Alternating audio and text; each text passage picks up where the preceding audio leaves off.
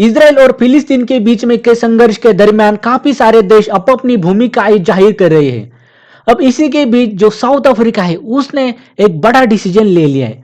उन्होंने उनकी भूमिका जाहिर करते हुए उनके सारे के सारे डिप्लोमेट्स जो कि इसराइल में तैनात थे उनको वापस बुला लिया है साउथ अफ्रीका में।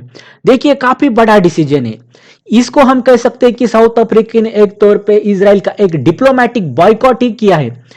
और देखिए भारत और कनाडा में इतने सारे तुतुमय में शुरू थी बीच में, लेकिन हमने एक सारे डिप्लोमेट कौन से भी देश ने बुलाए नहीं थे, लेकिन साउथ अफ्रीका ऐसे कर रहा है। तो दोस्तों यहाँ पे एक सवाल खड़ा हो रहा है कि साउथ अफ्रीका ऐसा क्यों कर रहा है, उसके कौन से ऐसे स्टेक लगे हैं दाव पे कि इसके वजह से अफ्रीका ये सारे डिसीजन ले रहा है। तो दोस्तों पहला कारण है इसका जो अफ्रीका है उसका अगर हम इतिहास देखें तो इसमें वर्णभेद काफी सारा हुआ है। जो व्हाइट पीपल थे, इन्होंने जो ब्लैक पीपल थे साउथ अफ्रीकन, उन पे ऊपर काफी अत्याचार किए। और देखिए ये अंग्रेज जो थे उनके शासन में रहे, अंग्रेजों ने यहाँ पर भी रूल किया है अपना। तो इसी की वजह से दोस्तों ये जो साउथ अफ्रीका है इस इशू को लेकर काफी सेंसिटिव है। ये जो मुद्दा है पैलेस्टाइन और इसराइल का, ये अपार्थाइड यानी वर्णभेद है इसके नजरिए से देखता है। इसका कहना है कि जो इसराइल है वो फिलिस्तीन के नागरिकों पे एक वर्णभेद कर रहा है, और इसकी यही वजह है प्राइमरी की, इसके वजह से जो साउथ अफ्रीका है वो फिलिस्तीन के पीछे खड़ा है और इसराइल को एक प्रकार आलोचना उसकी कर रहा है। दूसरी बात ऐसी है दोस्तों जो कि नेल्सन मंडेला है, ये देखिए साउथ अफ्रीका में नेशनल हीरो माने जाते हैं और इनके वजह से वहाँ का जो फ्रीडम स्ट्रगल है वो एक यशस्वी हुआ था, उसको सक्सेस मिला था। अब देखिए जो नेल्सन मंडेला थे वो काफी ज्यादा सपोर्ट करते थे पैलेस्टाइन के मुद्दे पे।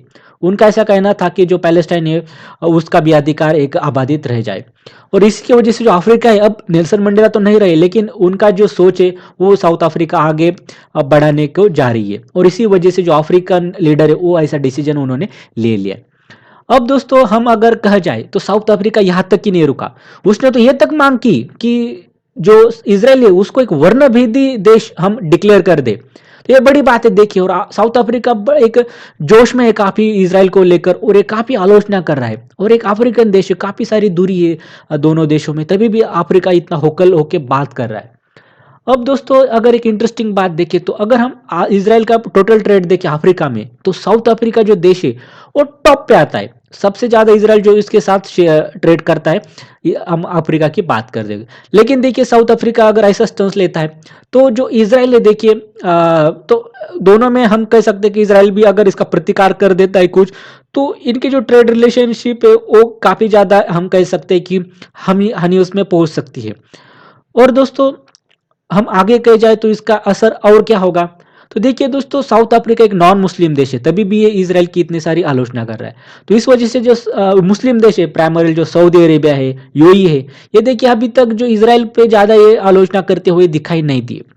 तो अब इससे एक प्रेशर बनेगा इन देशों पे कि नॉन मुस्लिम साउथ अफ्रीका अगर ऐसा स्टंस ले सकता है तो आप क्यों खड़े हो, आपको भी ये सारी चीजें करना है। तो कहीं ना कहीं इस वजह से जो है प्रेशर पॉलिटिक्स जो है जो पॉलिटिक्स इस रीजन में देखने को मिल सकता है। और जो बाकी भी देश है वो कुछ ना पूरे की पूरे लेकिन बहुत ज्यादा अपनी जो डिप्लोमेटिक स्ट्रेंथ है जो कि इसराइल में तैनात है वो एक घटा सकते हैं, इसके काफी ज्यादा एक चांसेस लग रहे हैं।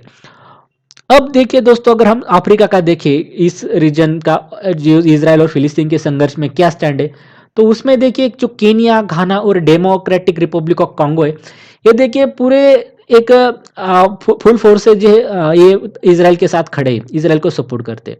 लेकिन देखिए दो इसमें एक देश है, एक तो साउथ अफ्रीका और जो अल्जीरिया है वो देखिए इसराइल की काफी टीका, इसराइल पे काफी टीका टिप्पणी कर रहे हैं।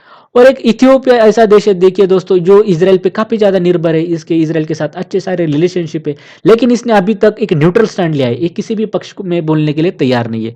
तो देखना ये इंटरेस्टिंग होगा कि इथियोपिया क्या स्टैंड लेगा इस मुद्दे पे।